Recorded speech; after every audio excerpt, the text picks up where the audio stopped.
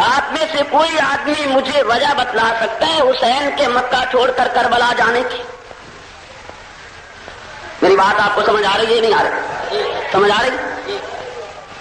محرم کے مہینہ میں امن کا واز ہوتا ہے، عدم اختلاف کا واز ہوتا ہے، اتحاد و اتفاق کا واز ہوتا ہے، سرحدات پہ منڈلاتے ہوئے خطرات کا تمہار باندھ دیا جاتا ہے۔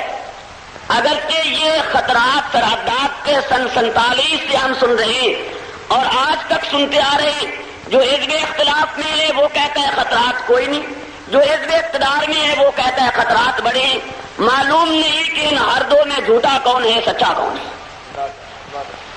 جس سے اقتدار چھین لیا گیا وہ جب حزب اختلاف میں آیا تو اس نے وہی راگنی الاپی جو اس سے پہلے اس کا حزب اختلاف کہتا تھا، اس نے وہی طریقہ واردات اختیار کر لیا جو اس کے دور اقتدار میں اس کا حزب اختلاف طریقہ واردات اپناتا تھا۔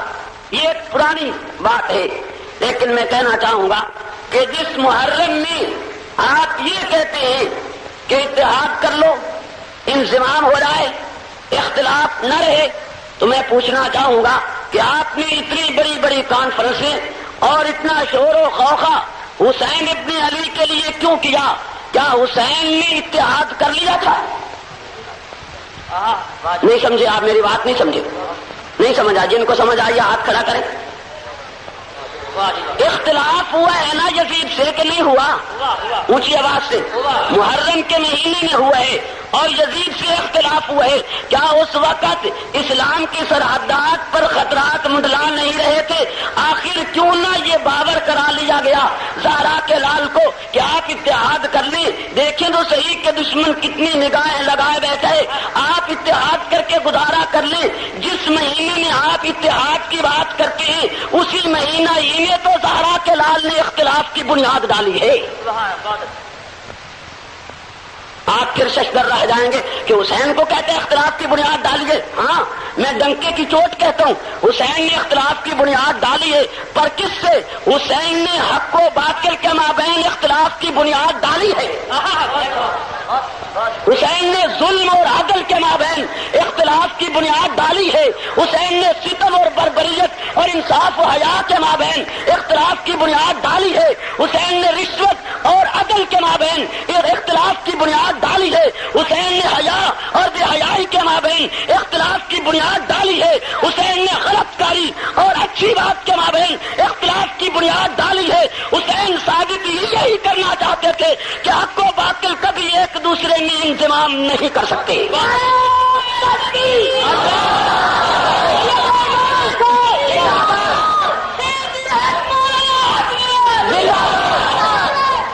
شہادت سنائیے، شہادت سنائیے، شہادت سنائیے۔ کون سی شہادت؟ کون سا آپ میں وہ فرد ہے جو حسینی کردار اپنانا چاہے؟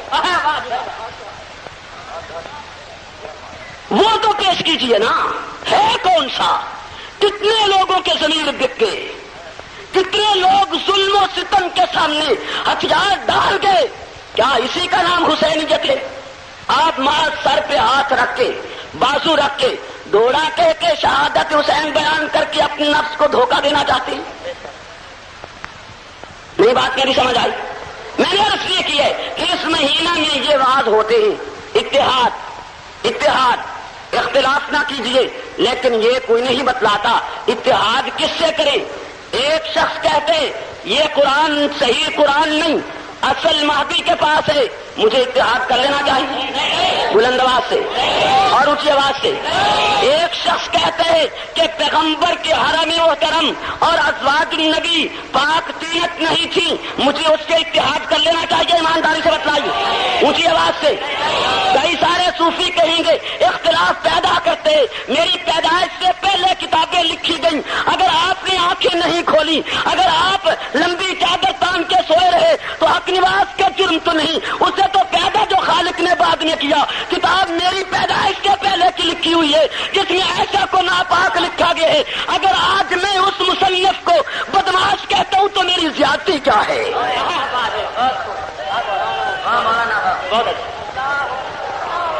اگر میں آج اس مصنف کے خلاف آواز بلند کرتا ہوں کہ اس کی یہ تعریف ضبط کر لی جائے جائیں تو میری زیادتی کون سی ہے؟ بولتے کیوں نہیں ہو اونچی آواز سے اور بلند آواز سے؟ میرا جرم کیا ہے؟ شاید کوئی کہے کہ تو اکیلا بولتے اور کوئی نہیں بولتے. نہیں، جس نے ناموسی اصحاب پیغمبر کے موضوع پر محنت کی وہ بولا اور بولنے کا حق ادا کیا. محنت کی تھی شاہ ولی اللہ نے، اس نے بولنے کا حق ادا کر دیا. محنت کی تھی اس عنوان پر شاہ عبدالعزیز محدث دہلوی نے، اس نے تو فیصلہ حاصل رکھ کر رفض کو وہاں گھسیڑ دیا جہاں سے اس نے جنم لیا تھا. محنت کی اس عنوان پر امام اہل سنت عبدالشکور لکھنوی نے، اس نے رفض کو لے کے تنے چبا دیے. محنت کی تھی اس عنوان پر علامہ دوست محمد قریشی نے، اس نے دنیا رفض کو ہمیشہ کے لیے چھٹی کا دودھ یاد دلا دیا. محنت کی اس موضوع پر علامہ عبدالستار توسوی نے، دنیا اس کی تصدیق کرتی ہے، دنیا اس کے علم و فہم کو مانتی ہے. تو جس نے اس موضوع کو پڑھا اس نے آواز اٹھائی، جس نے نہیں پڑھا اس کا اپنا جرم ہے، وہ کیوں آواز نہیں اٹھاتا؟ جو جانتا ہے اسے تو بولنا چاہیے.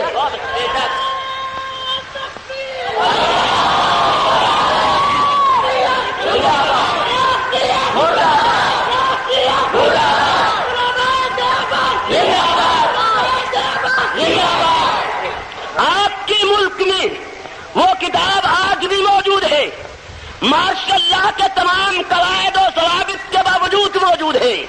نہیں سمجھ آئی؟ ماشاء اللہ کے تمام قواعد و ضوابط کے باوجود موجود ہے کہ جس کتاب میں یہ تحریر کیا گیا ہے اور یہ کفر بچا گیا ہے کہ عمر بن خطاب اور ان کے تمام ساتھی جہنمی کتوں میں سے کتے ہیں. اگر سنیت مٹ نہ گئی ہوتی، اگر سنیت مر نہ گئی ہوتی، اگر سنیت نے بے ضمیری کی چادر نہ اوڑھ لی ہوتی، اگر سنیت کو 11ویں کے دودھ کے لیے لڑا نہ دیا گیا ہوتا تو کوئی کتا بھی آج فاروق اعظم کے خلاف زبان درازی نہ کر سکتا. اور جو بولتا ہے آپ اسے بھی برداشت نہیں کرتے.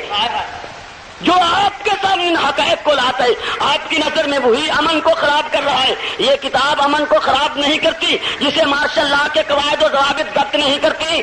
یہ کتاب ضبط ہونی چاہیے یا نہیں؟ اونچی آواز سے کہیں، بلند آواز سے. 2 سال مسلسل ہو گئے آپ کی اس ادنا رضاکار کو توجہ کیجیے، 2 سال مسلسل ہو گئے آپ کے اس خادم کو اس کتاب کے خلاف احتجاج کرتے ہوئے. کراچی سے پشاور تک اس کتاب پر میں نے احتجاج کر چھوڑے، قراردادیں پاس کر چھوڑیے. آپ اپنے ملک کا سروے کر لیں، آپ کو دنیا بتلائے گی کہ جنگ کا ایک مذہبی رضاکار یہ احتجاج کر گئے، مقدمات بنے برداشت کر لیجیے، جیلیں آئی برداشت کر لی، مصیبتیں ٹوٹی برداشت کر لی، پر کفر کو چوراہے پہ ننگا کیا. آج تک یہ غلیظ کتاب موجودہ حکومت نے ضبط نہیں کی ہے تو میں کیوں نہ کہوں کہ یہ حکومت فرقہ واریت کو جنم دیتی ہے اور ہمیں آواز کرتی ہے کہ مت ایسے واقعات کو اجاگر کرو یا پھیلاؤ. اس پریس کو آگ کیوں نہیں لگاتے ہو جو عمر بن خطاب پہ تبرہ کرتی ہے؟ وہ کتاب. اور یہ بھی میں کہنا چاہوں گا کھلے لفظوں میں کہ زندگی کا کوئی علم نہیں. میری آج کی تقریر ریکارڈ کی جائے اور کل اس کو ایک ایک ذاکر کی میز پہ رکھ دیا جائے اور اسے کہا جائے کہ الٹا لٹک جاؤ، پھر بھی اس کا جواب نہیں آئے گا.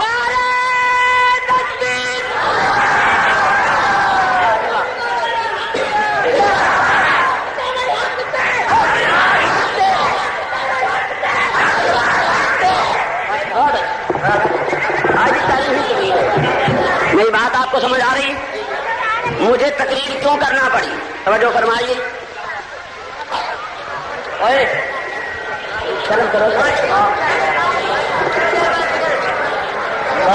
ایک چٹ یہ آئی ہے کہ جوگیاں والا محلہ میں ایک ذاکر فضل عباس نے کہا ہے کہ عمر فاروق کی شہادت کے اشتہار دیواروں پر لگے ہوئے ہیں، ان اشتہارات کو اتارا جائے اور عمر کی شہادت بیان کرنی بند کی جائے. ایک یہ چٹ آئی ہے، ایک یہ بولیے نا، یہ چٹ آئی ہے اور ذاکر نے گزشتہ رات یہ بکواس کی ہے. ٹھیک ہے، اس کے بعد مجھے بولنے کا حق ہے یا نہیں ہے؟ بلند آواز سے. ایک یہ چٹ آئی ہے کہ بلاک شاہ میں ایک کتبہ لگایا گیا ہے جس کتبے پر حضرت حسن کے قاتل کا نام یہ لکھا ہے کہ ان کی بیوی نے ان کو زہر دیا تھا اور ان کی بیوی نے حضرت معاویہ کے کہنے پہ زہر دیا تھا. یہ کتبہ یہ چٹ والا لکھتا ہے کہ بلاک صاحب میں نسب کیا گیا. تو اگر یہ واقعی کتبہ نسب ہے تو اس کے بعد مجھے بولنا چاہیے یہ نہیں؟ اونچی آواز سے بلند آواز سے بولنا چاہیے. تفصیل کے ساتھ تو آگے عرض کروں گا. سرے دست میں کہتا ہوں کہ یہ ذاکر جو کہتے ہیں کہ حضرت عمر کی شہادت بند کی جائے, بیان نہ کیا جائے, اسے چاہیے تھا نا کہ یہ علی المرتضیٰ کو روکتے کہ ام کلثوم کا رشتہ عمر بن خطاب کو نہ دیا جائے. نہیں سمجھ آئی؟ نہیں, ایک دو نے نعرہ لگا دیا, باقی نعرے کی گونج میں سو گئے. بات میں آئیے, اشتہار جو شہادت کے لگتے ہیں اگر یہ گوارا نہیں ہے تو علی سے لڑیے نا جنہوں نے ام کلثوم کا رشتہ عمر بن خطاب کو دیا تھا. اگر عمر قابل برداشت فرد نہیں ہے تو علی نے کیوں برداشت کیا؟ علی نے کیوں داماد بنایا؟ علی نے ام کلثوم جیسی مقدس صاحبزادی عمر کے نکاح میں کیوں دی؟ اگر یہ اتنا قابل نفرت انسان ہے تو علی سے لڑ گئے, ہم سے کیوں لڑتے ہو؟ بات ذہن میں آ گئی؟ تفصیل میں ابھی نہیں جانا چاہتا. ان چٹوں کے بعد مجھے حق پہنچتا ہے کہ نہیں کہ میں اپنا موقف پیش کروں؟ پہنچتا ہے حق؟ آپ اس کی تائید کرتے ہیں؟ جو تائید کرتے ہیں ہاتھ کھڑا کریں. جزاک اللہ. اس سے پہلے کہ میں رات والی اس چٹ کا جواب دوں اور اپنا وعدہ پورا کروں, میں یہ کہنا چاہوں گا کہ ہم سب مل کر یہ معلوم کریں کہ حسین بن علی کو کربلا میں کاہے کے لیے آنا پڑا. نعرہ تکبیر, تاج و تخت ختم نبوت, تاج و تخت ختم نبوت, خطیب اسلام حضرت مولانا سلیمان صاحب طارق. توجہ رہے میری طرف تاکہ بات ختم ہو.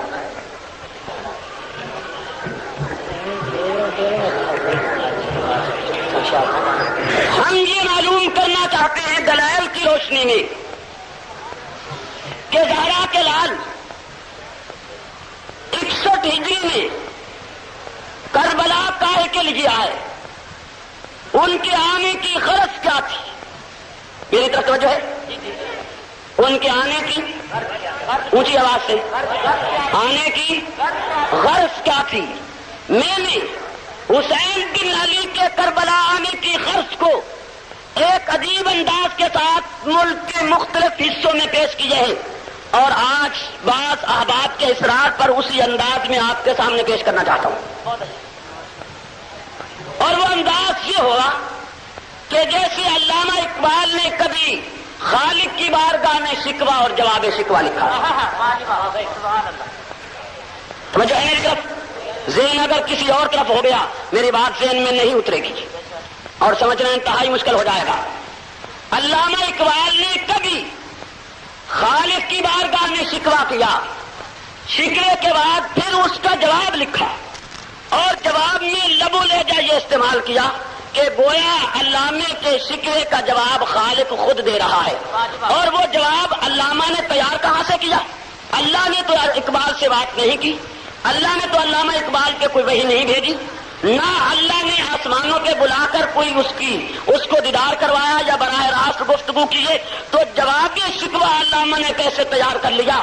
جو شکوہ کے طور پہ باتیں لائے تھے ان کا جواب علامہ نے قرآن سے, سنت سے, اقوال صحابہ سے, محدثین و مفسرین مورخین اور مفسرین کے اقوال سے تیار کیا اور وہ تیار کر کے اسی جواب کو اللہ کا جواب قرار دے کے قوم کے سامنے رکھا کہ جو میرے شکوے تھے ان شکووں کا جواب اللہ قرآن میں دے چکا ہے, ان شکووں کا جواب اللہ کا پیغمبر اپنے ارشادات میں دے چکے. اس انداز میں شکوہ و جواب شکوہ وہ تحریر کر گئے تھے. اسی طرح سے آج میں زہرا کے لال سے سوال بھی کروں گا اور ساتھ ہی ساتھ جواب کا بھی مطالبہ کروں گا. طرز اس کا شکوہ و جواب شکوہ ہوگا. بات میں آئی نہیں آئی؟ توجہ کیجیے. میں پہلے زیادہ طویل گفتگو کرنا چاہتا تھا کیونکہ مہمان کی آمد کی انتظار تھی. اب میں اس کو شارٹ کٹ کر لوں گا تاکہ بات بھی ذہن میں اتر جائے اور وقت بھی بچ جائے. توجہ ہے میری طرف. شکوہ یہ ہے زہرا کے لال سے کہ آپ نے گنبد خضرا کے سائے کو کیوں چھوڑا؟ گلا ہے, بات نہیں ذہن میں آ رہی؟ بولیے تو صحیح. گھبرا کیوں گئے ہو؟ بات بالکل ذہن میں اتر جائے گی. شکوہ ہے مقدس امام زہرا کے جگر پارے، زہرا کے نور نظر، آپ نے آقا دو عالم کے گنبد خضرا کی چھاؤں کو کیوں چھوڑا؟ آپ نے نبوت کا جوار کیوں چھوڑا؟ آپ نے مسجد نبی کی نمازیں کیوں چھوڑی؟ آپ نے مدینہ طیبہ کے میٹھے کنویں کا پانی کیوں چھوڑا؟ نہیں سمجھ آئی بات؟ شکوہ ہے ایسی مقدس جگہ آپ نے ترک کی، اپنا مسجد نبی کی نمازیں چھوڑ دی، گنبد خضرا کا سایہ چھوڑ دیا، نبوت کا پڑوس چھوڑ دیا، کیوں؟ نمبر 2، قبلہ آپ نے بیت اللہ کا طواف چھوڑا، حجر اسود کے بوسے چھوڑے، بیت اللہ کا حج چھوڑا، حج کا موسم قریب تھا، آپ نے کوچ کر لیا، آپ نے سفر باندھ لیا، آپ نے سامان سفر تیار کر لیا۔ وجہ کیا ہے؟ آپ بیت اللہ کا طواف چھوڑ کے جا رہے ہیں، آپ بیت اللہ کی عبادت چھوڑ کے جا رہے ہیں، آپ بیت اللہ کا سایہ چھوڑ کے جا رہے ہیں، آپ حجر اسود کے بوسے چھوڑ کے جا رہے ہیں اور وطن سے بے وطنی کو ترجیح دے رہے ہیں۔ آخر کوئی وجہ تو بتلائیے، آپ کو کون سی پریشانی لاحق ہوئی؟ آپ نے یہ مقدس وطن کیوں چھوڑا اور آپ نے وطن پر بے وطنی کو ترجیح کیوں دی؟ ہم تو آپ کی شکوہ کریں گے کہ آپ نے مسجد نبوی چھوڑ دی اور کربلا میں ڈیرے ڈال دیے، تو زہرا کا لال کہتے کہ مولوی تو نے شاید میری تاریخ کا مطالعہ نہیں کیا۔ نہیں سمجھ آئی؟ جواب انہیں کی طرف سے تیار کرنا ہے کہ نہیں کرنا؟ بولیے نا اونچی آواز سے۔ حضرت حسین کے اقوال سے جواب تیار کروں گا، وہ خود تو موجود نہیں ہے لیکن ان کے اقوال تو موجود ہیں یا نہیں؟ ان کے ارشادات موجود ہیں یا نہیں ہیں؟ ان سے میں نے جواب کو تیار کرنا ہے، اسی شکوہ جواب شکوہ کے طرز پر۔ تو زہرا کا لال یہ اعلان کرتے کہ مولوی شاید تو نے میری شخصیت کا مطالعہ نہیں کیا، تو نے میری تاریخ کو نہیں پڑھا ہے، تو نے میرا مطالعہ نہیں کیا، سمجھا نہیں ہے مجھے۔ میں نے کہا قبلہ سمجھا تو ہے، آپ زہرا کے لال ہیں، آپ خاتم الانبیاء کے نواز ہیں، آپ حیدر کرار کے نور نظر ہیں، آپ محمد رسول اللہ کی کاندھوں پہ بیٹھے ہیں، گنبد خضرا کے سائے کیوں چھوڑے، بیت اللہ کے طواف کیوں چھوڑا؟ تو تو نے سمجھا نہیں کہ میں نے یہ کیوں کیا؟ میں نے کہا قبلہ آپ فرما دیں، شاید میں نہ سمجھاؤں کہ آپ کیوں گئے۔ تو زہرا کے لال کہتے کہ میں اس لیے گیا کہ جب مجھے ظلم نظر آیا میں نے اس کے روکنے کی ٹھان لی، جب ستم نظر آیا میں نے راستہ میں رکاوٹ بننا چاہا، جب کہ حیائی سر کے چہتی نظر آئی میں نے اس کو روکنے کے لیے تیاری کر لی، تو میں نے فٹ سوال کر دیا کہ قبلہ یہ تو کوئی وزنی بات نظر نہیں آتی، آپ تو بہت معمولی کیس کے لیے میدان عمل میں اتر رہے ہیں، اس کے لیے تو آپ کو نہیں آنا چاہیے تھا۔ زہرا کے لال کہتے کیوں؟ میں نے عرض کیا کہ یہ تو معمولی کیس ہے، اس سے بڑے جرائم ہوئے، آپ کے ابا میدان میں نہیں آئے، اس سے بڑے جرائم ہوئے، آپ کے خواب کے والد میدان میں نہیں آئے، اس سے بڑے جرائم ہوئے، فاتح خیبر میدان میں نہیں آئے، اس سے بڑے جرائم ہوئے، وہ انسان میدان میں نہیں آیا کہ جس کو ذاکر کہتے لا فتح الا علی لا سیف الا ذوالفقار، وہ میدان میں نہیں آئے۔ تو زہرا کا جگر پارا تڑپ کے کہتے کہ کون سے جرم ہوئے جس جرم میں میرا ابو میدان میں نہیں آیا؟ میں نے کہا قبلہ مدینہ کی زمین پر یہ ظلم نہیں ہوا تھا کہ آپ کی والدہ ماجدہ کی جائیداد غصب کر لی گئی تھی؟ نہیں سمجھے، نہیں سمجھا، جہاں کا سنی نہیں سمجھا، اے کاش تو نظریات جانتا، نہیں سمجھا، اگر سمجھتا تڑپ جاتا۔ میں نے کہا قبلہ یہ ظلم نہیں ہوا کہ زہرا کی جائیداد غصب کر لی گئی، یہ زیادتی نہیں ہوئی کہ پیغمبر کی لخت جگر یتیمی کی زندگی کاٹ رہی ہے اور اس کی فدق نام کی جائیداد کو غصب کر لیا گیا اور اپنے تصرف میں لایا گیا ہے، یہ ظلم نہیں ہوا۔ میں نے عرض کیا قبلہ یہ تو معمولی جرم ہے، اس سے بڑا جرم یہ ہوا کہ نبوت نے کاغذ قلم دوات کا مطالبہ کیا تھا اور ان کو وہ پیش نہیں کیا گیا بلکہ توہین کی گئی۔ آپ کے ابو نے تلوار نہیں اٹھائی کہ اس مجرم کا گریبان پکڑ لیتے، آپ کی والدہ کی جائیداد چھین لی گئی، آپ کے ابو نے اس کے تحفظ کے لیے بھی تلوار نیام سے باہر نہیں نکالی، اور اس سے بڑھ کر یہ ہوا کہ مدینہ کی زمین پر قرآن کو آگ لگائی گئی، اسے جلا دیا گیا۔ آپ کے والد گرامی نے تلوار نیام سے باہر نہیں نکالی اور اس ظالم کا ہاتھ نہیں پکڑا جس نے قرآن کو آگ لگائی تھی۔ میں آپ سے یہ بھی سوال کرنا چاہوں گا کہ اس سے بڑا ظلم یہ ہوا کہ زہرا کے گھر کو آگ لگائی گئی جبکہ وہ خود اندر موجود تھی اور ان کے دروازے کو جلانے کے پروگرام بنائے گئے۔ آپ کے ابو تلوار لے کر میدان میں نہیں آئے، آخر وجہ تو بیان کیجیے کہ جب اتنے بڑے جرائم ہو چکے اور آپ کے والد میدان میں نہیں آئے تو آپ معمولی باتوں کے لیے میدان میں کیوں آئے ہیں؟ کیا یزید نے قرآن چلایا تھا تو زہرا کا لال کہتا ہے نہیں؟ کیا یزید نے صدق غصب کیا تھا؟ زہرا کا جگر پارا کہتا ہے کہ نہیں؟ کیا یزید نے خلافت غصب کی تھی پہلے نمبر پر یا اس سے پہلے غصب ہو چکی ہے؟ تو حسین کہتا ہے کہ نہیں، ہوئے یہ تو بعد میں آئے. کیا یزید نے زہرا کے گھر کو آگ لگائی تھی؟ حسین کہتا ہے نہیں. کیا یزید نے پیغمبر کا جنازہ بے گور و کفن چھوڑ دیا تھا؟ حسین کہتا ہے کہ نہیں. کیا یزید نے قرآن کو آگ لگائی تھی؟ حسین کہتا ہے کہ نہیں. تو میں نے کہا قبلہ پھر وہ کون سا جرم ہے جو پہلے نہیں ہو چکا تھا؟ آج وہ کہ آپ میدان میں آئے ہیں, آپ کے ابو میدان میں نہیں آئے. بات سمجھ میں آئی ہے یا نہیں آئی؟ اونچی آواز سے, بلند آواز سے. میری یہ ریکارڈ شدہ تقریر شام غریبہ میں رکھ دی جائے, پورے چیلنج سے کہتا ہوں, اور شام غریبہ میں سر پیٹنے والی دنیا کو کہا جائے اگر تم میں رائی بھر بھی ضمیر باقی ہے تو میرے سوالات کو اٹھاؤ, میں تمہارے قدم چوم لوں گا.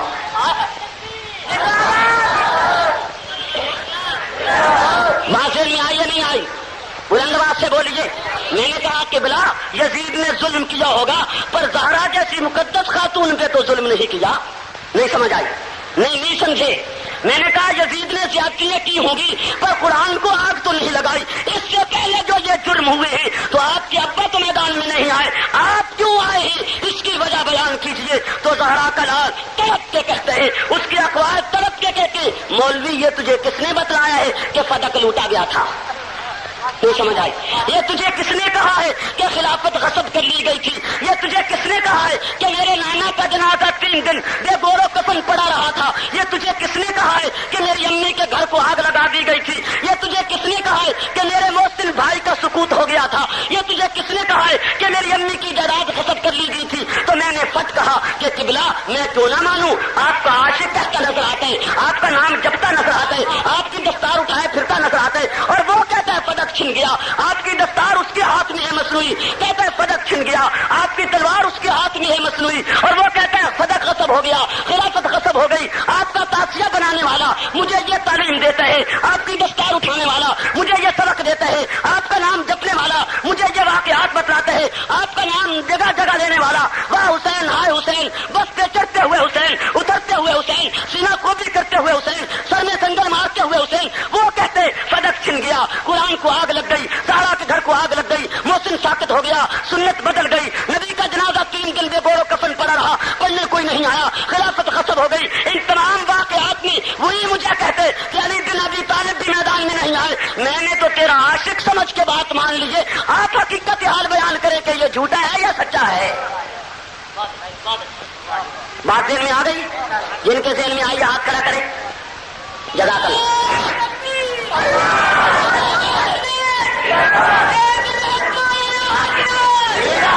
بات ذہن میں اتر رہی ہے یا نہیں اتر رہی؟ تو زہرا کے جگر پارے نے مجھے جواب دیا ہے کہ یہ جو تو نے واقعات بیان کیے یہ محض کسی سے زبانی سنی یا کہیں تحریر دی ہے. میں نے کہا کہ آقا اگر میں زبانی سنتا تو شاید وزن نہ دیتا. مجھے تو علامے لکھتے ہوئے نظر آئے, قبے لکھتے ہوئے نظر آئے, مجتہد الاسر والزمان لکھتے ہوئے نظر آئے, امام اسلامی انقلاب کہلانے والے یہ بکواسات لکھتے ہوئے نظر آئے. اس لیے میں نے تو مانا کہ شاید یہ جو آپ کے انہوں نے جو واقعات لکھے ہیں صحیح ہوں گے. جواب آپ نے, میں نے تو آپ سے شکوا کیا ہے کہ آپ کربلا کیوں آئے تھے. بات میں آئی یا نہیں آئی؟ اونچی آواز سے کہیے, بلند آواز سے. زہرا کا لال کہتے ہیں کہ مولوی آپ نے غلط سمجھا ہے, آپ کو یقین نہیں آتا کہ یہ واقعات ہوتے تو میرا ابا میدان میں نہ آ جاتا, قرآن جلتا, میرا ابا یقیناً میدان میں تڑپ جاتا. اگر میری امی کا حق لٹتا میرا ابا ضرور میدان میں آتا. اگر میری امی کی توہین ہوتی میرا ابا ضرور میدان میں آتا. اگر میرے نانا کی توہین ہوتی میرا ابا ضرور میدان میں آتا. کیا خیبر میں میرا ابا نہیں تھا؟ کیا بدر میں میرا ابو نہیں تھا؟ کیا عہد میں میرا ابو نہیں ہے؟ میں نے کہا قبلہ میں تو مانتا ہوں کہ میں آپ کے ابے کو شیر بھی مانتا ہوں, اسد اللہ بھی مانتا ہوں, فاتح خیبر بھی مانتا ہوں, میں آپ کے ابو کو اپنے ایمان کا جز مانتا ہوں. سوال تو یہ ہے کہ جب وہ نہیں آئے آپ کیوں میدان میں آئے؟ تو جواب یہ ملتا ہے, زہرا کا لال کہتے ہیں کہ وجہ یہ ہے کہ جو داستان تو نے بیان کی ہے فدق چھن گیا, یہ کوئی داستان نہیں ہے. جو تو کہتے خلافت غصب ہو گئی یہ کچھ نہیں ہوا. جو تو کہتے میری امی کے گھر کو آگ لگ گئی یہ کچھ نہیں ہوا. میں نے کہا قبلہ کیسے نہیں ہوا؟ اس کی تردید کے لیے کوئی ثبوت, اس کی تردید کے لیے کوئی سند؟ تو زہرا کے لال کہتے اس کی تردید کے لیے سب سے بڑا ثبوت یہ کہ اگر یہ واقعات ہوتے تو میرا ابا اسی طرح میدان میں آ جاتا جیسے میں میدان میں اتر گیا ہوں. میں نے کہا کہ قبلہ یہ بھی اس قوم نے مجھے سبق دیا ہے کہ آپ کے ابا نے تقیہ کیا ہے اس لیے میدان میں نہیں آئے. نہیں سمجھ آئی؟ وہ قوم مجھے یہ بھی باور کراتی ہے کہ یہ ظلم تو ہوئے لیکن حضرت حیدر کرار نے تقیہ کیا اس لیے میدان میں نہیں آئے تو زہرا کے لال کہتی تقیہ کی تعریف کیا ہے؟ میں نے کہا کہ اسی لٹریچر میں تحریر ہے کہ جب آدمی کچھ نہ کر سکے تو اس وقت مجبوری سے ہاتھ پہ ہاتھ رکھ کے بہ جائے، وقت گزارا کرے، دل میں کچھ ہو زبان پہ کچھ لائے۔ تو حسین تڑپ گئے، کہنے لگے کہ مولوی پھر شرم کر، پھر ابھی مجھ سے سوال کرتے، اسی قوم سے سوال کیوں نہیں کرتا جس نے گلی گلی تازیہ اٹھایا ہوا ہے کہ ایک جانب تو کہتی علی مشکل کشا ہے، ایک جانب تو کہتی علی کا موج صاحب کے قنادر، علی کی ذات ہے ہر شے پہ قادر، اور دوسری جانب کہتی ہے کہ تقیہ کیا کہ کر کچھ نہیں سکتے تھے۔ یہ دو باتیں جمع کیسی ہو گئی؟ جو حاجت روا ہے مجبور نہیں ہو سکتا، جو مشکل کشا ہے مجبور نہیں ہو سکتا، اور جو مجبور ہے وہ مشکل کشا نہیں ہو سکتا۔ انہی ملنگوں سے پوچھ لیجئے یا علی کی مشکل کشائی کا انکار کر، یا داستان فتح کا انکار کر، 3 دن جنازے کے پڑے رہنے کا انکار کر، کاغذ قلم نواز کی داستان کو جیسے اس نے بیان کیے اس کا انکار کر، سکوت محسن کا انکار کر، یا علی کو حاجت روا نہ مان کے یہ داستانیں چھوڑ دیں۔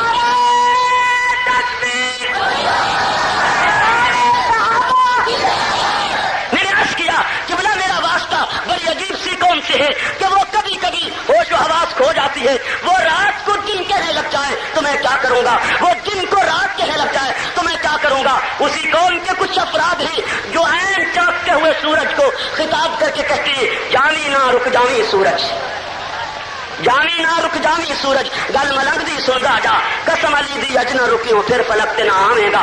میں نے کہا قبلہ یہ تو وہ قوم ہے جو سورج کو روکنے بیٹھ گئی، وہ رکے یا نہ رکے اس نے تو حماقت کا ثبوت دے دیا ہے نا، وہ تو سورج کی مرضی ہے کہ وہ اپنی ڈیوٹی پر انجام دیتا جائے۔ تو میرا واسطہ اس قوم سے ہے، وہ عین ممکن ہے کہ کہے ہم مشکل کشا بھی مانتے، ہم حاجت روا بھی مانتے، مجبور اور تقیہ باز بھی مانتے، تو پھر میں کیا کہوں گا؟ تو زہرا کے لال نے کہا کہ پھر ضروری ہے کہ ایسی پاگل قوم سے متھا لگانا ہے۔ ڈاکٹر نے بتایا ہے کہ ایسی پاگل قوم سے گفتگو کرنے۔ میں نے کہا کہ بلا بات تو آپ کی صحیح ہے، پر کچھ افراد ایسے بھی تو ہیں کہ جو مخالفت میں ان کے دامے فریب میں آ جائیں گے، ان کو نکالنے کے لیے عرض کر رہا ہوں کہ آپ کوئی وضاحت فرما دیں کہ تقیہ کا وجود اسلام میں ہے بھی یا نہیں ہے؟ نہیں سمجھ آئی؟ سمجھ بھائی، تقیہ کا وجود اسلام میں بولیے نا ہے بھی یا نہیں ہے؟ اگر تو تقیہ کا وجود ہو پھر تو شاید غور بھی کیا جائے کہ علی نے تقیہ کیا ہوگا، اگر وجود ہی نہیں ہوگا تو بنیاد ہی ختم ہو جائے گی۔ تو زہرا کے لال نے اعلان کیے کہ آپ کو کس نے کہا ہے کہ تقیہ اسلام میں ہے یا تقیہ کی اجازت دی گئی ہے؟ میں نے کہا قبلہ دلیل تو بیان فرمائیے۔ تو زہرا کے جگر پارے نے واضح لفظوں میں دلیل پیش کی ہے، فرمایا ذرا توجہ کر کہ ایک مقدس انسان ہے جس کے چاروں طرف ظلم نے گھیرا ڈال لیے ہے، جس کے چاروں طرف ظلم کی چمکتی تلواریں نظر آتی ہیں۔ فرعون جیسا جابر اپنی للکار میں بیٹھا ہوا ہے، فرعون جیسا جابر اپنا دبدبہ پیش کر رہا ہے، نہ فرعون جیسا نہیں نمرود جیسا جابر اپنی بربریت کا مظاہرہ کر رہا ہے، اور ایک تنہا فرد سامنے آئے جسے خلیل اللہ کہتی ہے، اس سے مختلف مطالبے تھے۔ خلیل اپنی بات پہ ڈٹ کے، خلیل نے اپنا موقف نہیں بدلا، اور جب نہیں بدلا ہے تو نمرود اور اس کی قوم نے اعلان کر دیا کہ خلیل کو آگ میں ڈال کے جلا دیا جائے۔ جب آگ جل چکی وہ شعلے مارنے لگ گئی، اللہ کے نبی کو اس کے کنارے پہ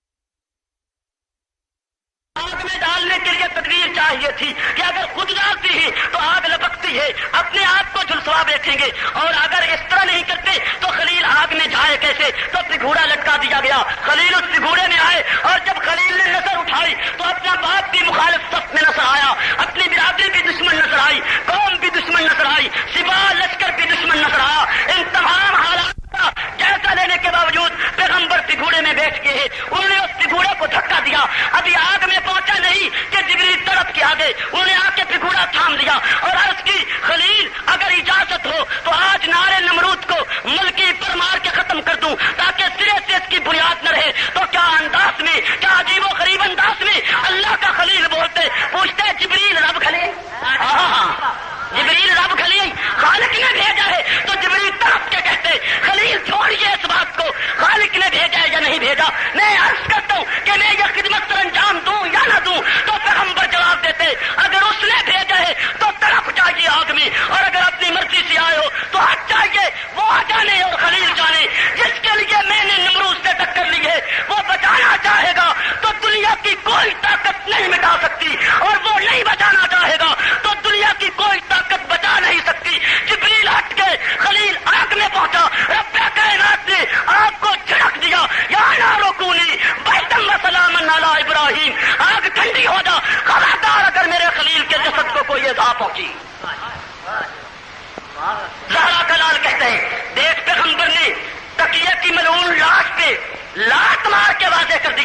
کہ ہر آن سچ کہہ دو چاہے جان کو آگ میں ڈالنا پڑے. بات میں آئی ہے نہیں آئی؟ اونچی بات سے شکوہ جواب شکوہ کا طرز سمجھ آ رہا ہے؟ بولیے نا. زہرا کے لال نے جواب دیا کہ تقیہ سرے سے اسلام میں ہے ہی نہیں، اور جب نہیں ہے تو میرا ابو کیسے وہ فعل کر سکتے ہیں جس کی اسلام اجازت نہ دیتا ہو. میں نے عرض کیا کہ بلا شاید وہ یہ کہہ دے کہ وہ تو پیغمبر کی بات تھی، علی تو غیر نبی ہے. تو زہرا کے لال نے کہا کہ اس کا لٹریچر بھی مطالعہ کیے. میں نے کہا کہ بلا اپنی استطاعت کے مطابق کچھ پڑھا تو فرمایا کہ ان کے لٹریچر میں تحریر نہیں ہے یہ باتیں کہ تمام کے تمام 12 امام یہ پیغمبروں سے بھی افضل ہیں. نہیں باتیں میں آئی آپ کے؟ میں نے کہا قبلہ تحریر تو ہے. فرمایا جب ان کا عقیدہ یہ ہے کہ 12 امام نبیوں سے بھی افضل ہیں، حالانکہ یہ عقیدہ کفر ہے، اس عقیدے کو اسلام سے کوئی تعلق نہیں. اور آج میں ایک نمائندہ اجتماع میں مفتی اعظم جنگ مولانا ولی اللہ صاحب سیرہ مجدو کی موجودگی میں پوری ذمہ داری سے ڈنکے کی چوٹ کہہ رہا ہوں، معاف نامل نویسی نہیں کہ جو 12 اماموں کو کسی ایک پیغمبر سے افضل مانتا ہو اس کے کفر میں اور قادیانی کے کفر میں کوئی شک نہیں ہے.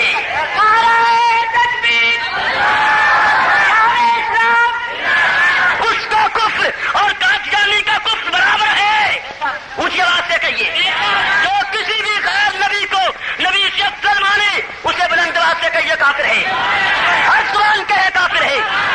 جو کسی غیر پیغمبر کو پیغمبر کے فضیلت دے وہ کافر مرتد، اس کے کفر میں کوئی شک نہیں. مسئلہ سوچنے کے بعد اگر کوئی مولوی اس شخص کے کفر میں شک کرتا ہے تو مجھے اس کے لیے بھی کہہ لینے دیجیے من شک فی کفر ہی وعذاب ہی فقط کفر.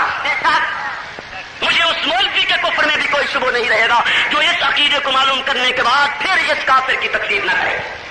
بات میں آئی ہے یا نہیں آئی؟ خیر یہ مستقل موضوع ہے. تو میں نے عرض کیا کہ بلا بات تو ایسی نظر آتی ہے، ان کی کتابوں میں یہ باتیں موجود ہیں کہ 12 امام نبیوں سے افضل ہیں، لیکن آپ مہربانی فرما کے کسی اور انداز میں اگر بات سمجھا دی تو شاید دماغ میں اتر جائے. تو زہرا کے لال نے کہا چلو میں غیر نبی پیش کر دیتا ہوں. اگر خلیل نبی تھا اور اس پہ شاید کوئی عذر پیش ہو جائے تو میں غیر نبی لاتا ہوں جنہوں نے تقیہ نہیں کیا. باتیں میں ہے یا نہیں ہے؟ اونچی آواز سے میں نے کہا کہ بلا بتلائیے. تو ارشاد ہوتا ہے کہ آپ نے دیکھا نہیں ہے کہ فرعون ظلم و ستم کے پہاڑ توڑ رہا تھا اور اس کے سامنے اللہ کا ایک مقدس بندہ اللہ کا کلیم آیا. اس نے اس کے ظلم کو للکارا، اس کے ستم کو للکارا، اس کی بربریت کے خلاف علم بغاوت بلند کیا. اس نے کہا تو جادوگر ہے. پیغمبر نے کہا آزمائش کر لے، آزمائش کے میدان میں آ جا. چنانچہ ڈیٹ مقرر ہو گئی، تعین ہو گیا یوم کا. پیغمبر بھی میدان میں، جادوگر بھی میدان میں آ گئے، فرعون اور اس کی قوم بھی میدان میں آ گئی. پیغمبر کہتے ہیں جادوگروں سے تم اپنا کرتب پیش کرو. جادوگر کہتے ہیں آپ پیش کریں. نبی کہتے نہیں آپ پیش کر لیں. جادوگر جو چوٹی کے چن کے فرعون لایا تھا انہیں رسیاں میدان میں ڈال دی. دیکھتے ہی دیکھتے وہ رسیاں اشتہا بن گئی، سانپ بن گئی، میدان میں چلنا شروع کر دیا. پیغمبر پروقار ماحول میں اپنے خالق کے حکم کا انتظار کرتے کہ وہی تڑپ کی آ گئی اور آرڈر یہ ہوتے میرے لاڈلے پیغمبر اپنے ہاتھ کی مقدس لاٹھی ذرا میدان میں ڈالیے نا.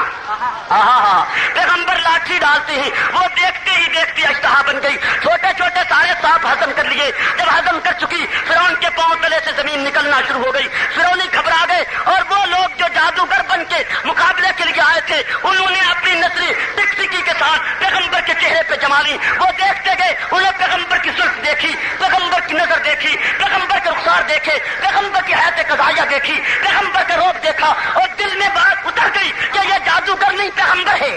تو جو کر بات کہنا چاہتا ہوں، بات دل میں اتری تو آپس میں گفتگو سنی شروع ہو گئی، میٹنگ شروع ہو گئی کہ اس کا اقرار کر لیں کہ یہ پیغمبر ہے. کسی نے کہا اقرار کرو گے تو فرعون کی طاقت کا معائنہ تو کرو، کتنی بڑی طاقت ہے جو پیس دے گی جیسے چکی میں دانا پیس دیا جاتا ہے. قربان ایمان کتنی بڑی دولت ہے، ایمان کتنی بصری چیز ہے. تو وہ آپس میں کہنے لگے کہ پیس دے گا تو پھر کیا ہوگا. اس ڈر سے تو سچائی کا انکار نہیں کرنا چاہیے. اس ڈر کو دیکھ کر سچ کہنے سے بات آ رہا ہے. چنانچہ یہ فیصلہ کر لیا ابھی اپنی جگہ کھڑی ذرا صحابی رسول کے ایمان کا بھی اندازہ لگاتا جا.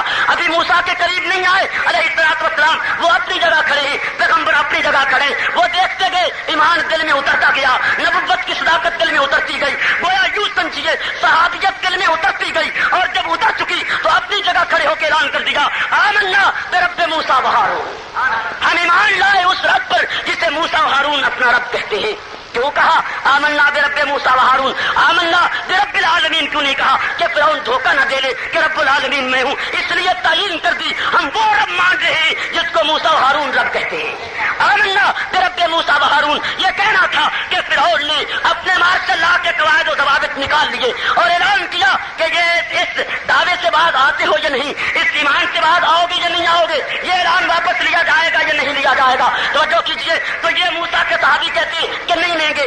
اگر نہیں لوگے لأقطعن أيديكم وأرجلكم من خلاف ولأصلبنكم في جذوع النخل. میں تمہارے ہاتھ پاؤں کاٹ کے کھجوروں کے درختوں سے پھانسی دے دوں گا. یا اپنا مذہب جو اب تم نے اپنایا ہے چھوڑ دو، اعلان واپس لو. قربان پیغمبر کا چند منٹوں کا صحابی دیکھ کس جرأت کا مظاہرہ کرتے. جواب میں کہتا ہے کہ اگر ہم نے مذہب نہ چھوڑا پھر فرعون کہتا ہے کہ یہ سزا ملے گی جس کا میں اعلان کر چکا ہوں. موسیٰ کا چند منٹوں کا صحابی للکار کے کہتے سخت سے مان تکاس کیڑی ہوندی یہی کرنا. سخت سے ماں بولیے نا، سخت سے ماں انتقاس. جو کر سکتے ہو کر گزرو، مر جاؤ گے. اپنی جان پہ رام کھاؤ، اپنے بچوں پہ رام کھاؤ، باز آؤ. جواب آتا ہے مر گئے تو کیا ہوا؟ انا الی ربنا منقلب. ہم اپنے رب سے ملاقات کر لیں گے. نہیں تو جو بات کہتا جاؤں بات. میرا تاریخی چیلنج ہے کہ موسیٰ کے صحابیوں کا یہ جرأت مندانہ اقدام قرآن نے پیش کیے ہے اور فرعون کی سزا کو بیان کیے. کوئی ماں کا لال جس نے بوتل کا دودھ نہیں پیا، اپنی ماں کی چھاتی کو منہ لگائے ہیں، وہ ایک حوالہ پیش کرے کہ موسیٰ کے صحابیوں نے سولی پہ لٹکتے ہوئے ماتم کیا تھا. آؤ کھلا میدان ہے. جس نے جرأت ہے میرے چیلنج کو قبول کرے. ایک دنیا میں کسی کتاب کا حوالہ دیا جائے کہ موسیٰ کے صحابیوں نے گریبان چاک کیا. ان کی زبان پہ حال آئی نہیں. اگر زبان پہ آیا تو صرف یہ انا الی ربنا منقلب. ہم اپنے رب سے ملاقات کر لیں گے. کوئی بات نہیں. توجہ. زہرا کلال کہتے مولوی دیکھا ہے یہ تو خیر نبی ہیں.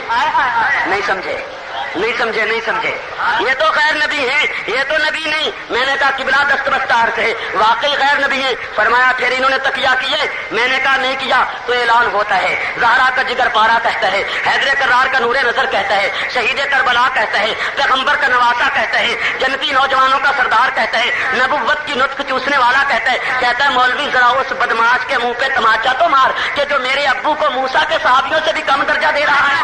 ہائے ہائے تڑپ کیوں نہیں گئے یار؟ نعرہ تو بلند کر دیجیے.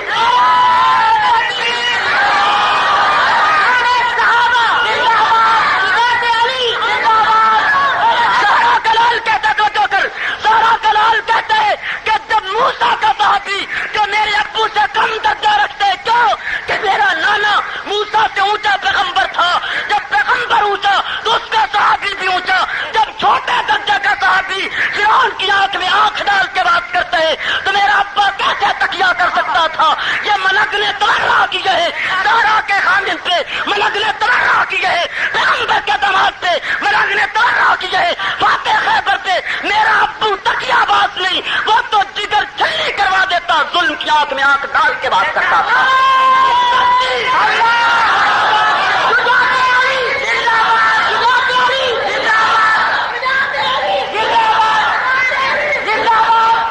توجہ ہے میری طرف؟ توجہ. زہرا کے لال کہتے ہیں مولوی میرے ابو کو موسیٰ کے صحابیوں سے اعلیٰ مانتے ہو؟ میں نے کہا قبلہ مانتا ہوں. نہیں توجہ. میں نے کہا قبلہ مانتا ہوں. فرمایا جب موسیٰ کے صحابیوں سے میرا ابو افضل و اعلیٰ ہے تو موسیٰ کا صحابی تکیہ نہیں کرتا، میرا ابا کیسے کر سکتا ہے؟ تو تکیہ اڑ گیا یا نہیں اڑ گیا؟ بلند آواز سے کہیے، اونچی آواز سے. جب تکیہ اڑ گیا تو زہرا کا لال پھر مجھ پہ سوال کرتا ہے، کہتا ہے مولوی تو نے سوال کیا تو مجھے بھی حق ہے. میں نے کہا قبلہ آپ تو آقا ہیں، آپ تو امیر المومنین ہیں، آپ تو مقتدا ہیں، آپ تو میرے ایمان کی جزو ہیں، آپ تو میرا نور، آپ تو میرے ایمان کا جزو لا ینفک ہیں. آپ کے جوتوں کی گرد میری آنکھوں کا سرمہ ہے. آپ ارشاد فرمائیے. فرمایا کہ پھر یہ تو تجھے مان لینا چاہیے کہ صدق نہیں لوٹا گیا. ہاں کیوں؟ اگر لٹتا تو میرا ابو میدان میں آ جاتا، خلافت نہیں لوٹی گئی. اگر لٹتی تو میرے ابو میدان میں آ جاتے، محسن میرا بھائی ساکت نہیں ہوا. اگر سکوت ہوتا میرے ابو میدان میں آ جاتے، میری امی کے گھر کو آگ نہیں لگی. اگر لگتی میرے ابو میدان میں آ جاتے. جب نہیں آئے اور تکیے کو میں نے اڑا دیے تو پھر یقین کر لے کہ یہ جس نے داستان بنائی وہ میرا بھی دشمن ہے، میری امی کا بھی دشمن ہے، میرے ابو کا بھی دشمن ہے، میرے نانا کا بھی دشمن ہے.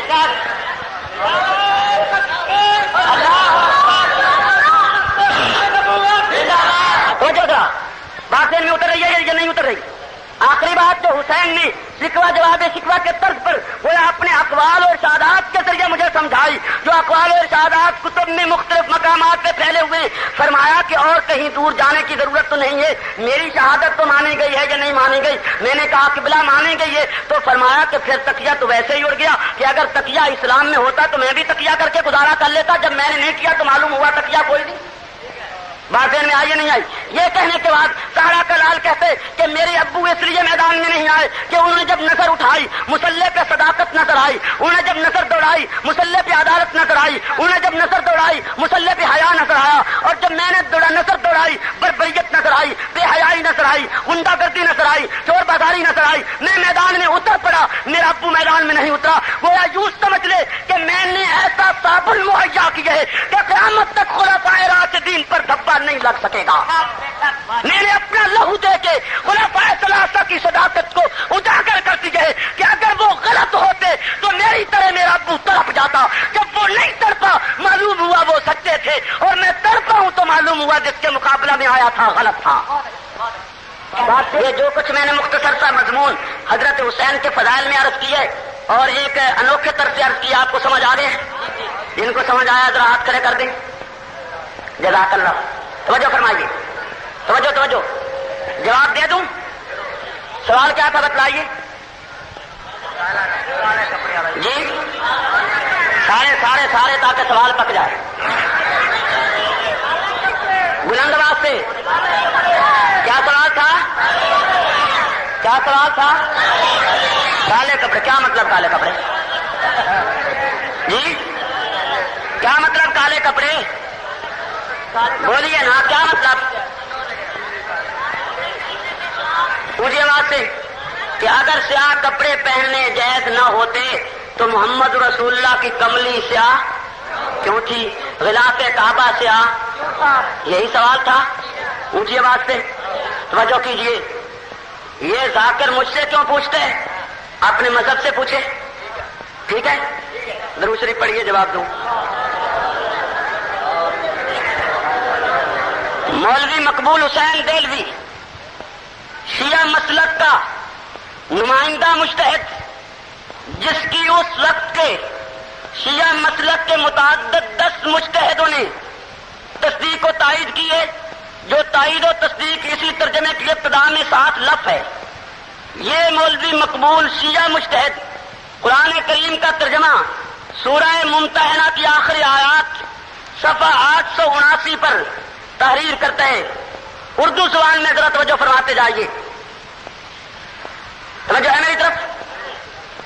ام حکیم بنت حارث بن حشام نے جو اکرمہ بن ابی جہل کے نکاح میں تھی، یہ عرض کی کہ وہ نیکی جس کے بارے میں خدا تعالی نے حکم دیا ہے کہ ہم اس میں آپ کی نافرمانی نہ کریں، وہ کیا ہے؟ فرمایا وہ یہ ہے کہ تم اپنے رخساروں پر تماچے نہ مارو. نہیں سمجھ آئی؟ سب کے کان میری طرف ہے. تم اپنے رخساروں پر تماچے نہ مارو، اپنے منہ نہ نوچو، اپنے بال نہ کسوٹو، اپنے گریبان چاک نہ کرو، اپنے کپڑے کالے نہ رنگو. نعرہ تو مار، نعرہ ہائے ہائے. اپنے کپڑے کالے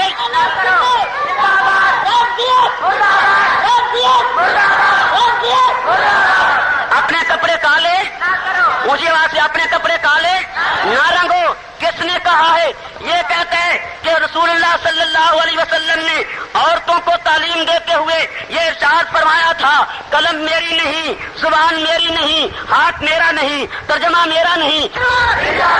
چھوٹے چھوٹے بچے توجہ کیجیے، چھوٹے چھوٹے بچے یاد کر لیں کہ مولوی مقبول دہلوی نے لکھے کپڑے کالے نہ رنگو، منہ نہ نوچو، گریبان چاک نہ کرو. یاد کر لو. مولوی مقبول دہلوی نے کون ہے مولوی مقبول؟ شیعہ مجتہد. اونچی آواز سے شیعہ مجتہد کیا کہتا ہے؟ کالے کپڑے. اگر یہ فتویٰ غلط ہے، اگر کالے کپڑے پہ تنقید کرنا غلط ہے تو مقبول پہ تنقید کر حق نواز نے تو اس کا حوالہ نقل کیا ہے. ٹھیک ہے یہ نہیں؟ اور رپورٹر بھی ذرا خیال کرے کہ وہ اس حوالے کو بھی ساتھ نوٹ کرے، اکیلا حق نواز کا قول نہ لکھ کے لے جائے. بات سمجھ میں آ گئی؟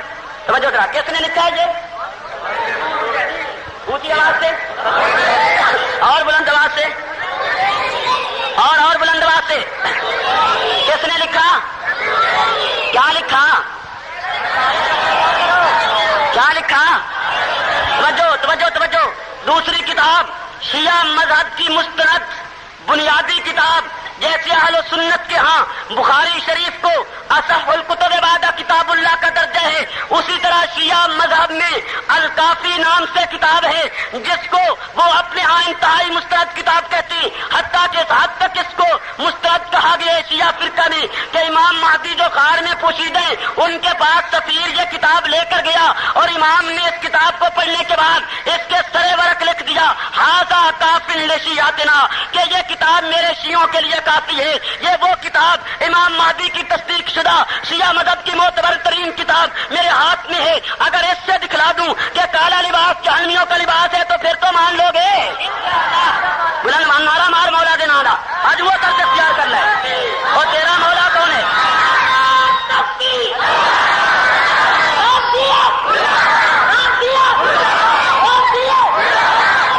صفحہ 403. کون سا صفحہ ہے؟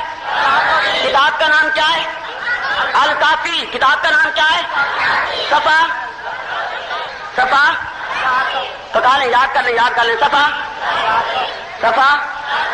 صفحہ 403. توجہ ذرا. اس میں کیا لکھے؟ اس میں تحریر ہے عن ابی عبداللہ علیہ السلام. عن ابی عبداللہ علیہ السلام. امام جعفر صادق سے پوچھا گیا، قال قلت له، ان سے میں نے عرض کیا، راوی کہتے ہیں، اصلی فی القلنسوۃ السوداء، کیا ہم کالی ٹوپیوں میں نماز پڑھ لیں؟ توجہ. کیا ہم کالی ٹوپیوں میں نماز پڑھ لیں؟ اجازت ہے. فقالا، امام نے کہا، لا تصلی فیہا فإنہا لباس اہل النار، اس کالی ٹوپی میں نماز نہ پڑھی جائے. آقا کیوں؟ فإنہا لباس اہل النار، یہ جہنمیوں کا لباس ہے، اسے مت استعمال کیا جائے. دنیا رفت الٹی لٹک جا. کتاب تیری، امام تیرا، مجتہد تیرا، اور کالے لباس کو جہنمی کا لباس کہتے. حق لباس کہتا تو جرم تھا، حق لباس کہتا تو لائن آرڈر کے مسئلے ہوتے، حق لباس کہتا تو 16 MP بنتے. حق لباس نہیں کہتا، تیرا امام کہتے. یا اپنے امام پہ لعنت بھیج یا اپنے لباس پہ لعنت بھیج.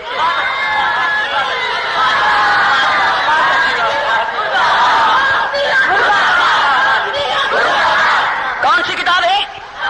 اونچی آواز سے کون سی کتاب ہے؟ بلند آواز سے کون سی کتاب ہے؟ اور اونچی آواز سے.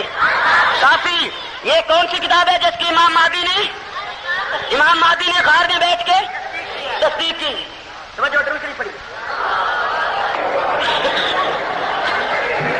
نام یاد کیجیے دوسری کتاب کا، ملا یحضرہ الفقیہ. کیا نام ہے کتاب کا؟ ملا یحضرہ الفقیہ. شیعہ مذہب کی فقہ کی معتبر ترین کتاب جسے فقہ جعفری کہا جاتا ہے. کیا کہا جاتا ہے؟ فقہ ہے. اونچی آواز سے فقہ جعفری. اس مذہب کی معتبر ترین کتاب ملا یحضرہ الفقیہ. اس کتاب کے صفحہ 163 پر درج ہے. عرض کروں؟ اونچی آواز سے پڑھ دوں؟ کون کتاب کا نام کیا ہے؟ ملا. کتاب کا نام کیا ہے؟ ملا یحضرہ الفقیہ. اس کتاب کے صفحہ 163 پر حیدر کرار فاتح خیبر داماد پیغمبر حسنین کی ابو زہرا کے خامن جناب علی المرتضیٰ رضی اللہ تعالی عنہ کا اعلان موجود ہے. وقال امیر المومنین علیہ السلام فیما علم اصحابہ، امیر المومنین نے اپنے صحابیوں کو تعلیم دی، لا تلبسوا السوداء، سیاہ لباس نہ پہنا کرو. آقا کیوں نہ پہنا کریں؟ قربان امیر المومنین تیرے پتے پر. فرمایا فإنہ لباس فرعون، کالا لباس فرعون کا ہوا کرتا تھا. طرف کیا سنیا، طرف کیا ذرا بلند آواز سے نعرہ لگا. کس نے کہا ہے؟ کیا لباس میں نہیں کہتا، اور نام لینے والے حیدر کرار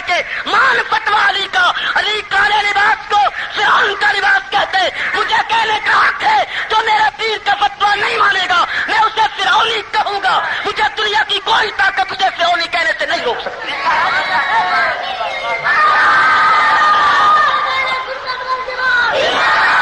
پھر سماعت فرمائیے ذرا توجہ کیجیے. میں نے بہت ساری پابندیوں کے بعد اس عنوان سے آپ کے سامنے بات کرنے کی تکلیف گوارا کی ہے. کیوں؟ بہت سارے ملبانے، بہت سارے نعت خور اور بہت سارے ناول نویس یہ کہتے ہوئے نظر آئے کہ محض سے ایک واعظ ہے اور اسے کچھ نہیں آتا، فتنہ پھیلاتے. میں اگرچہ ایک علماء اہل سنت کا رضاکار ہوں، ادنا سا ان کا کارکن ہوں، لیکن میں یہ تیرا اندیشہ دور کرنا چاہتا ہوں کہ اس حق نواز کو قریشی کے ہاتھ لگے ہیں. اگر میں نے بات نہیں کی تو نے غلط اندازہ لگا لیا ہے. بات دیر میں آئی ہے نہیں آئی؟ وقال امیر المؤمنین علیہ السلام فیما علم اصحابہ لا تلبسوا السوداء فانه لباس فرعون. حضرت علی نے اپنے صحابیوں کو تعلیم دی کالا لباس نہ پہنا کرو. کیوں؟ فانه لباس فرعون. یہ فرعونیوں کا لباس ہے، اسے استعمال اونچی بات ہے، اسے استعمال نہ کیا جائے. توجہ کیجیے، سوال کو اٹھاتا جاؤں. سوال تھا آقا کی کملی کالی تھی، ٹھیک ہے؟ آقا کی کملی کالی تھی، آقا کی کملی کالی تھی. ذاکر صاحب یہ کتاب تو تیری ہے، جواب تو تیرے ذمہ کہ جب تیرے امام کہتے ہیں کالا لباس غلط ہے تو جواب بھی اپنے امام سے مانگنا کہ پھر آقا نے کالی کملی کیسے پہنی. پر میں سمجھتا ہوں کہ تجھے آواز آئی کے سوا کچھ نہیں، تجھے متے کے چسکے سے کے سوا اور کوئی چسکا اور کوئی شکل نہیں ہے. اس لیے میں ہی تیری مدد کرتا ہوں کہ تیری کتاب سے جواب دیتا ہوں کہ 3 چیزوں میں سیاہ رنگ کی اجازت دی گئی ہے. نہیں سمجھ آئی؟ بتلاؤں؟ یہ میرے ہاتھ میں کتاب شیعہ کی معتبر ترین کتاب تہذیب الاحکام ہے. اس تہذیب الاحکام کے کتاب کا نام کیا ہے؟ اونچی آواز سے، بلند آواز سے درود شریف پڑھیے. توجہ کیجیے، شیعہ مذہب کی معتبر ترین کتاب تہذیب الاحکام صفحہ 213. اس پر یہی بات موجود ہے. عن ابی عبداللہ علیہ السلام قال یکرہ السوداء للہ فی ثلاثہ، کہ یہ سیاہ لباس پہننا، سیاہ رنگ استعمال کرنا مکروہ ہے، غلط ہے. الا فی ثلاثہ، 3 جگہ اجازت دی گئی ہے. الخف، موزے کالے پہن سکتے ہو. الامامہ، پگڑی کالی پہن سکتے ہو. والقصاء، چادر کالی پہن سکتے ہو. ہائے ہائے، چادر کالی. گویا امام نے جواب دے دیا کہ 3 چیزوں میں اجازت ہے. اگر موزہ آپ کے پاؤں کا موزہ سیاہ ہو اجازت ہے پہن لیجیے. اگر آپ کی پگڑی سیاہ ہو اجازت ہے پہن لیجیے. اگر چادر سیاہ ہو اجازت ہے پہن لیجیے. تو جواب ہو نہیں گیا کہ آقا کی کملی جو سیاہ تھی اس پہ تو شرع نے قدغنی نہیں لگائی، تیرے کرتے پہ قدغن لگائی ہے جو تو ٹاپ کا بازار سے خرید کے لاتے، جس پہ چمک پڑتی ہو اور پھر اس کے ارد گرد عجیب و غریب قسم کی کڑھائی ہوتی ہے. تیری اس بدماشی کے قدغن لگ رہی ہے، کالی کملی کے تو قدغن نہیں ہے. آگے عن ابی عبداللہ علیہ السلام امام جعفر صادق کہتے ہیں قال قلت له، راوی نے سوال کیا، میں نے پوچھا اصلی فی القلنسوہ السوداء، کیا ہم کالی ٹوپیوں میں نماز پڑھ لیں؟ فقال لا تصلی فیہا، نہ نماز پڑھیے. کیوں؟ فانہا لباس اہل النار، یہ تو جہنمیوں کا لباس ہے. تہذیب الاحکام شیعہ فرقہ کی معتبر ترین کتاب ہے. گویا میں نے شیعہ مذہب کی اساسی اور بنیادی کتب سے تفاسیر سے اس حقیقت کو واشگاف کر دیا کہ کالا لباس جہنمیوں کا لباس ہے، کالا لباس فرعون کا لباس ہے. اس کے پہننے کی اجازت نہیں، 3 جگہ اجازت دی گئی. موزہ سیاہ ہو حرج کوئی نہیں، پگڑی سیاہ ہو حرج کوئی نہیں، چادر سیاہ ہو حرج کوئی نہیں. تو کوئی کالی کملی پہ اعتراض رہا؟ اونچی آواز سے بولیے، اعتراض رہا؟ آخری حوالہ عرض کرتا جاؤں شیعہ کی معتبر تفسیر سے، شیعہ کی اونچی آواز سے، بلند آواز سے، شیعہ فرقہ کی معتبر ترین تفسیر کی کتاب سے جو قرآن کی تفسیر لکھی گئی ہے اس سے سوال جواب عرض کرتا ہوں. ذرا درود شریف پڑھیے، میں حوالہ نکالوں. کتاب کا نام کیا ہے؟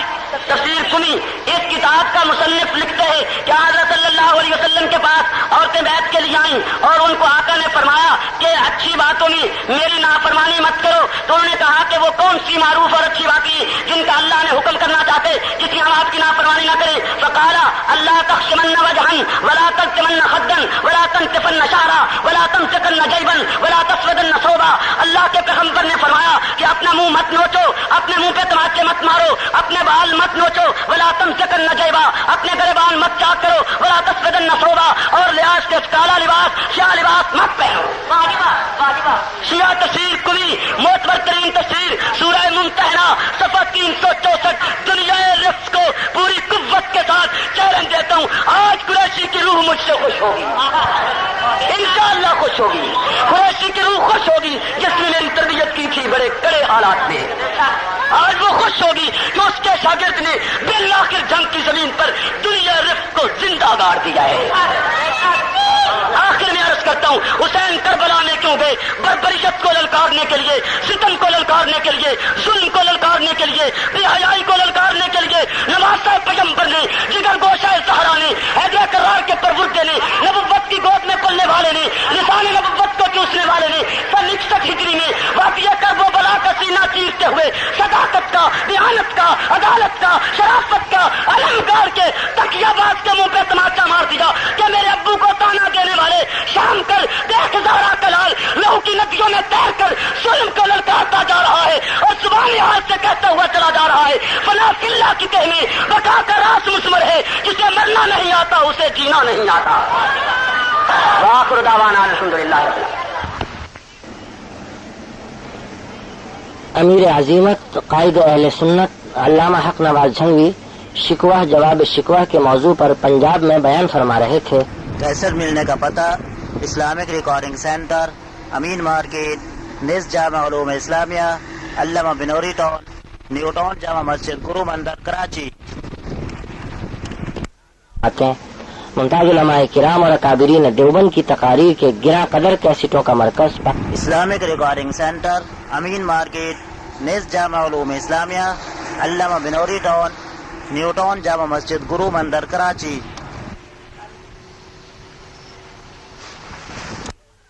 سپاہ صحابہ کے جیالو، اے انجمن سپاہ صحابہ کے جیالو، پھر ظلم نے اندھیر مچایا ہے جوانوں، باطل نے قوت سے بنایا ہے جوانوں، پھر کفر نے سر اپنا اٹھایا ہے جوانوں. اب تم بھی چمکتی ہوئی تلوار نکالو، اے لشکر اسلام کے